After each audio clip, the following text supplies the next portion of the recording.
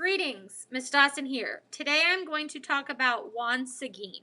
He is a famous Texan who was at both the Battle of the Alamo and the Battle of San Jacinto. So you're going to say, Miss Dawson, wait a minute, I thought all of the defenders of the Alamo died.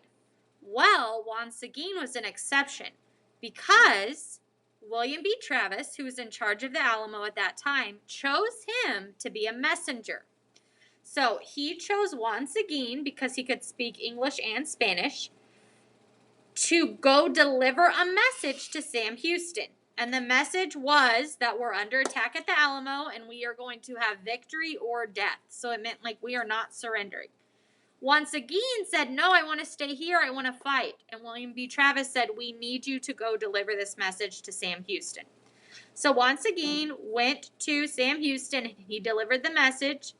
And he said, I'm going to go, but I promise I'm going to go back to the Alamo and I'm going to continue my fight for Texas. Well, before he could make it back to the Alamo, the Texians had actually lost the battle to Mexico.